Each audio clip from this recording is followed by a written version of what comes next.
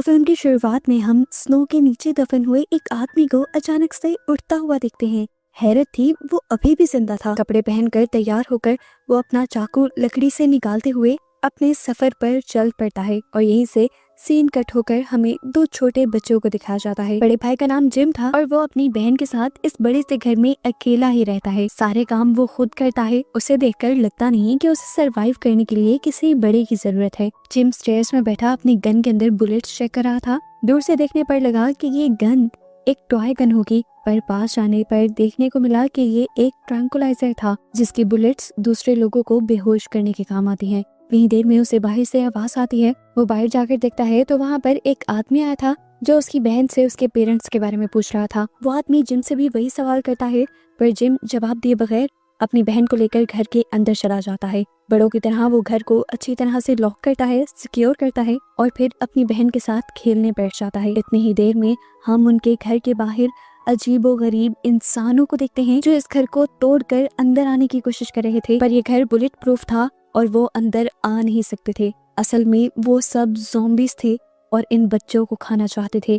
इस टाइम जिस दुनिया में जिम और उसकी बहन रह रहे हैं, इस दुनिया में सिर्फ 1% इंसान बचे हैं, बाकी सबको ज़ॉम्बी वायरस खा चुका है। जिम और उसकी बहन को इन ज़ॉम्बी से इसलिए डर नहीं लग रहा था क्योंकि अब ये उनकी रूटीन का हिस्सा बन गया था। जिम और उसकी बहन अपने घर के बाहर खेल रहे होते हैं तो कल वाला ही इंसान जैक इनके पास आ जाता है। इस मर्तबा वो अपनी पार्टनर को लेकर आया था। वो लड़की आकर प्यार से जिम की बहन को गोद में उठा लेती है और जिम उसे डांट कर अपनी बहन को नीचे रखने को कहता है। जिसके बाद ये कपल जिम से उसके पेरेंट्स के बारे में पूछता है तो जिम बताता है कि वो लोग सप्लाईज लेने के लिए गए हैं। ये सुनकर वो कपल उनसे कहता है, ठीक है, फिक्र मत करो, हम तुम्हें कोई नुकसान पहुंचाने यहाँ नहीं आए। जब तक तुम्हारे पेरेंट्स नहीं आ जाते बस तब तक हम तुम्हारा यहाँ पर ख्याल रखेंगे। सीन कट होकर अब हमें दूसरी तरफ दोबारा एडन को दिखाया जाता है जो जंगलों के दरमियान में खड़ा बिना ज़ॉम्बीज से डरे अपने एक ही हथियार से अपने सामने आने वाले सभी ज़ॉम्बीज को मार रहा था। जिम के घर पर वो कपल चेक करता है कि हर तरह की सहूलत के साथ यहाँ पर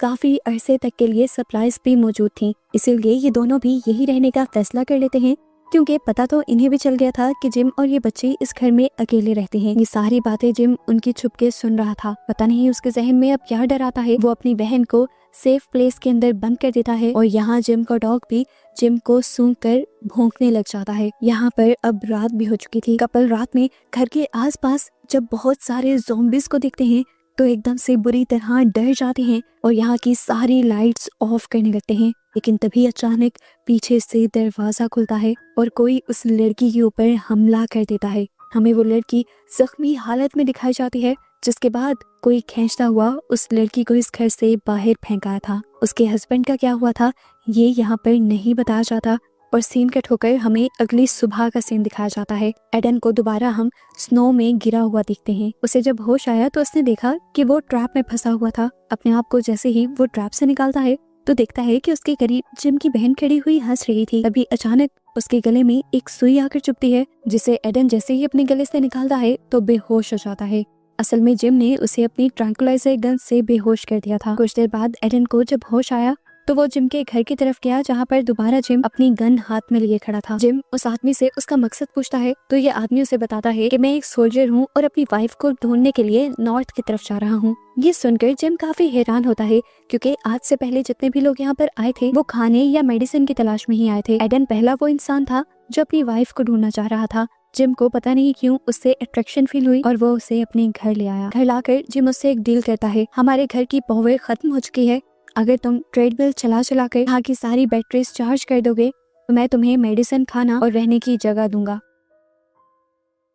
एडन उसकी बात मानते हुए उसके घर आ जाता है और अब उससे सवाल करता है कि तुम्हारे पेरेंट्स कहाँ हैं। पहली मर्तबा जिम उसके साथ झूठ नहीं बोलता। वो बताता है कि मेरे डैड साइंटिस्ट हैं और काफी अरसे से घर नहीं लौटे और मेरी मॉम एक सिक्योरिटी एजेंसी में काम करती हैं और आजकल वो भी अपने मिशन पर हैं। इनकी इन्हीं बातों के दौरान एडन नोटिस करता है कि इनके घर के बाहर एक ज़ॉम्बी था। एडन जल्दी से घर के बाहर जाता है और एक बड़ा सा ब्लॉक उठाकर उस ज़ॉम्बी के सर पे मारते हुए उसका सर क्रैश कर देता है। जिम ने तो ये सब कुछ अपनी आंखों से देख लिया था, लेकिन उसने अपनी बहन की आंखों पर हाथ रख लिया था एडन जब घर वापस आया तो जिम ने कहा, तुमने उस ज़ॉम्बी को क्यों मारा? हालांकि ये घर बुलेट प्रूफ है, वो ज़ॉम्बीज इस घर के अंदर नहीं आ सकते। ये सुनकर एडन और भी ज्यादा हैरान हो जाता है कि आखिर उन्होंने इस घर में और कौन कौन सी फैसिलिटी रखी हुई थी। खैर इस टाइम एडन को अपना काम पूरा करना था और जल्द से जल्द यहाँ से जाना था। वो दिन रात बिना ब्रेक लिए उस ट्रेडमिल पर भागता रहता है ताकि इन लोगों की बैटरीज चार्ज हो सके, और ऐसे थक कर वो यहाँ तक के गिर भी जाता है। जिम की बहन उसे पानी देती है, खाना खिलाती है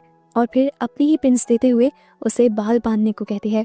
फ्रेश होने के बाद एडन इन लोगों को खाना देता है और जब ये लोग बाहर जाते हैं तो देखते हैं कि आज उनके ट्रैप में एक ज़ॉम्बी फंस गया था, जिसे जिम अपनी गन से मार देता है। और तभी यहाँ से गुजरते हुए हम एक ओल्ड मैन और एक लड़की को भी देखते हैं जो शायद किसी को ढूंढ रहे थे। एडन और वो बच्चे घर वापस आ जाते हैं और घर पर एडन अब उन बच्चों के पेरेंट्स की तस्वीरें देखता है। यहीं घर पर उसे कार की चाबियां भी मिल जाती हैं और फौरन उसके जहन में आइडिया आता है कि वो इस कार के जरिए जल्दी अपनी वाइफ तक पहुंच जाएगा और उसे बचा लेगा। जैसे ही उसने कार स्टार्ट की तो उसे पता चला कि ये कार खराब थी, जिसे वो खुद भी ठीक नहीं कर सकता था। ऐसे में वो गैराज से बाहर निकल आया और तभी उसकी नजर पड़ी आउट हाउस के डोर पर। उसके अंदर से अजीबोगरीब आवाजें आ रही थी। इससे पहले कि एडन उसे चेक कर लेता, जिम उसे आकर यहाँ पर रोक देता है। ये सब लोग घर वापस आ जाते हैं, खाना शाना खाकर सोने की तैयारी कर लेते हैं और हम देखते हैं कि सोने से पहले जिम ने अपने आप को हथकड़ी से बांध लिया था। सुबह जैसे ही एडन उठा तो उसने देखा कि जिम अपने बिस्तर पर ही नहीं था। घबरा कर एडन बाहर गया तो पता चला कि जिम अपने घर के आसपास के ट्रैप्स ठीक कर रहा था, जिनके अंदर ज़ॉम्बीज फंस जाया करते थे। जिम को यहाँ मसरूफ देखते हुए एडन चुपके से आउट हाउस के कमरे के पास चला जाता है, क्योंकि वो देखना चाहता था अंदर है क्या। अंदर उसे ज्यादा कुछ नहीं दिखता, बस वहाँ पर रखे हुए मैट्रेस, पिलो और ब्लैंकेट दिखते हैं और साथ ही दीवारों पर स्क्रैचेस के निशान भी नजर आते हैं। उसे ऐसा लगा था कि जैसे यहाँ पर किसी ज़ॉम्बी को कैद करके रखा होगा इन लोगों ने। एडन अब घर आ जाता है और कुछ देर बाद नोटिस करता है कि इस घर के इर्द गिर्द एक अनजान आदमी था जो इसी घर की बाहर से तलाशी ले रहा था। एडन फौरन छुप जाता है ताकि उस आदमी को इनके बारे में पता न चले। ऊपर से जिम की बहन उसे दिखते हुए हाय कहने लगी थी। एडन उस आदमी के नोटिस करने से पहले ही जिम की बहन को भी उठाकर छुपा देता है और इस तरह इन लोगों की जान उस आदमी से बचा लेता है। ये सब देखते हुए जिम को ये अंदाजा हो गया था कि एडन उनको बिल्कुल नुकसान नहीं पहुंचाने वाला, इसीलिए वो एडन के हथियार भी एडन को वापस दे देता है जो पहले उसने शर्त के तौर पर अपने पास रख लिए थे। इस टाइम एडन जिम के मॉम डैड की कार को ठीक कर रहा था। इतनी देर में ही उन्हें बाहर से जिम की बहन की चिल्लाने की आवाज आती है। दोनों बाहर जाकर चेक करते हैं तो पता चलता है कि जो पहले आदमी इस घर को बाहर से चेक करने के लिए आया था वो अब अपने साथियों के साथ यहाँ आ चुका था और उसने जिम की बहन को हॉस्टेज भी बना लिया था। जिम अपनी ट्रैंकुलाइजर गन से एक आदमी को बेहोश करता है तो पीछे से अचानक दो आदमी गिरकर मर जाते हैं। उनको भी किसी ने शूट किया था और शूट करने वाली कोई और नहीं बल्कि जिम की मॉम ही थी जो अब वापस आ गई थी। उसने जितनी भी गोलियां चलाई थी उसमें से एक गोली एडन को भी लग चुकी थी और एडन वहीं बर्फ में गिर गया था। मरने से पहले वो फ्लैशबैक्स में चला जाता है और अपनी वाइफ को दिखता है। ऐसे ही कुछ देर गुजर जाती है और अजीब बात होती है, एडन दोबारा से जिंदा हो जाता है। उससे भी ज्यादा हैरान कर देने वाली बात ये थी कि उसका जख्म भी पूरी तरह ठीक हो गया था। वो अपने आप को ही देखकर हैरान था, लेकिन जैसे जिम और उसकी मॉम उसे देखकर हैरान नहीं थी। वो अब एडन को इशारा करते हुए घर के अंदर बुला लेती हैं और उसे उसकी कंडीशन के बारे में समझाने की कोशिश करती हैं। यहाँ पर एक बहुत ही मजे का ट्विस्ट था। लीना बताती हैं कि आम लोग जो ज़ॉम्बी वायरस से इन्फेक्टेड हो जाते हैं वो अपने दिमागों से अपना कंट्रोल खो देते हैं, पागलों वाली हरकतें करते हैं, दूसरों को मारते हैं, आसान लफ्जों में पूरे ज़ॉम्बी में ही बदल जाते हैं। लेकिन अब इन्हीं ज़ॉम्बीज के दरमियान में कुछ स्पेशल ज़ॉम्बीज भी हैं।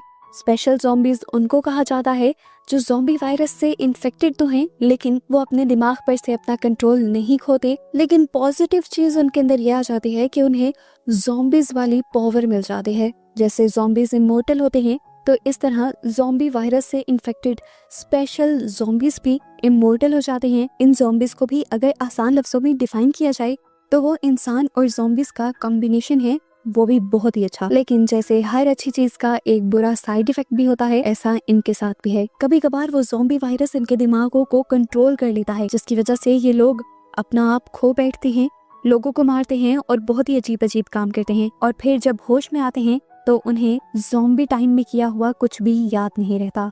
ये सारी बातें सुनकर वो समझ गया था कि वो भी एक स्पेशल ज़ॉम्बी है, क्योंकि मूवी के स्टार्ट में भी हमने उसे मरकर जिंदा होते हुए देखा था और अब भी। यहाँ पर लीना एक और शॉकिंग बात एडन को ये बताती है कि उसका बेटा भी एक स्पेशल ज़ॉम्बी था। ये बताते ही सीन्स फ्लैशबैक में जाते हैं और हमें पता चलता है कि मूवी के स्टार्ट में इस घर में कपल को जिसने मारा था वो कोई और नहीं बल्कि जिम ही था। उस दिन डॉग जब उसे सूंघ रहा था तब उसे पता चल गया था कि वो ज़ॉम्बी में बदलने वाला है, इसीलिए ज़ॉम्बी में बदलने से पहले ही उसने अपनी बहन को सेफ रूम में लॉक कर दिया ताकि वो अपनी बहन को नुकसान ना पहुंचाए, जिसके बाद उसने उस कपल को मार दिया। और इसी वजह से जिम हर रात को सोने से पहले अपने आप को हैंडकफ करके भी सोता है। फिर रात हो जाती है और हम देखते हैं कि एडन को आज रात फिर अपनी वाइफ का ख्वाब आया था, जिसमें वो देखता है कि उसकी वाइफ का आधा मुंह खून से भरा हुआ है और उसके पास एक मरा हुआ बच्चा भी है। ये देखते ही उसकी जान निकल जाती है और वो रोने लग जाता है। उसकी उदासी को देखते हुए यहाँ पर लीना आती है उसे सहारा देने के लिए और इसे बताती है कि इस दुनिया में सिर्फ वही नहीं जिसे गम है।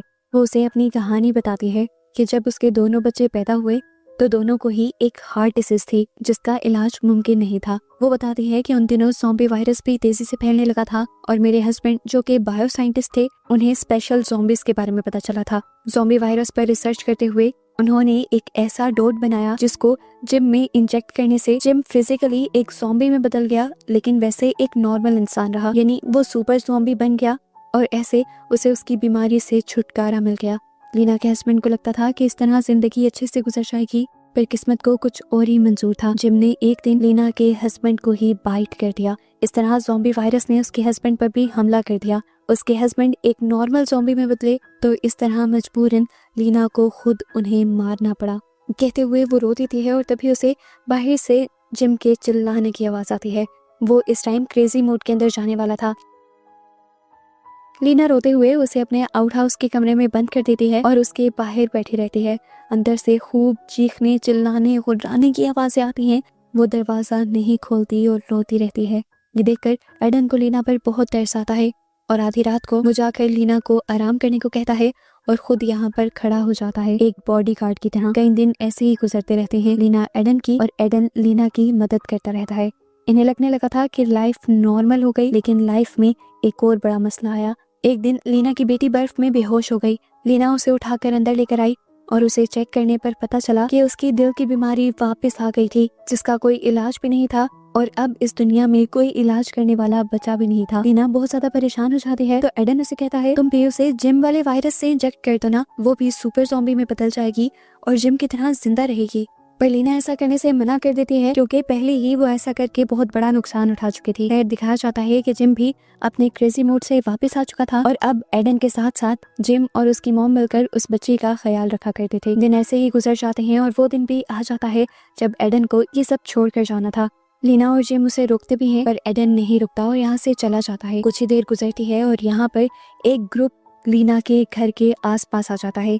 असल में ग्रुप लीडर की बेटी नहीं मिल रही थी, वो एक लड़के के साथ भाग गई थी और असल में पता चला कि ये कपल वही था जो मूवी के स्टार्ट के अंदर जिम के घर आया था। ये आदमी दरमियान में एक आध मर्तबा लीना के होते हुए लीना के घर की तलाशी कर गया था, पर उसे जब अपनी बेटी नहीं मिलती तो एक मर्तबा दोबारा वो उन्हीं रास्तों पर तलाश करने के लिए निकल जाता है और लीना के घर के पास उसे अपनी बेटी की गाड़ी दिख जाती है, जिसकी वजह से वो दोबारा भागते हुए लीना के घर की तरफ बढ़ने लगते हैं। एडन जो बाहर ही सोया हुआ था, इनकी कदमों की आवाज से उसे होश आ जाता है और जब वो नोटिस करता है कि बहुत सारे लोग जिम के घर की तरफ जा रहे हैं तो वो भी जिम और लीना को खतरे से बचाने के लिए पहुंच जाता है। अंदर जाने पर दिखाया गया कि वो आदमी लीना को टॉर्चर करते हुए उससे पूछ रहा था, बताओ कहाँ छुपाया है तुमने मेरी बेटी को। लीना कहती है मैं सच में उसके बारे में कुछ नहीं जानती, पर लीडर उसकी बात मानने से इनकार कर देता है क्योंकि उसकी बेटी की चीजें भी इस घर में थी। चुपके से वो घर के अंदर आता है तो देखता है कि जिम भी किचन में छुपा हुआ था। वो जिम से यहाँ पर आए लोगों के बारे में पूछता है और फिर अपने वेपन्स तैयार करते हुए चुपके से उन लोगों के ऊपर इस तरह हमला करता है कि शोर भी नहीं होता और वो काफी सारे लोगों को मार भी गिराता है। इसके बाद वो अब उस गैंग के लीडर के पास आ गया था, जिसके सामने आते ही बहुत सारे गन्स ये सब लोग एडन की तरफ ही तान देते हैं और एडन इन लोगों को कुछ करने के बजाय खुद ही अपना गला काट देता है और एकदम से मर जाता है। उसने अपना गला खुद ही इसलिए काट लिया था क्योंकि वो जानता था वो जिंदा भी हो जाएगा, लेकिन इतने दर्द से वो इस मर्तबा सुपर ज़ॉम्बी भी जल्दी बन जाएगा।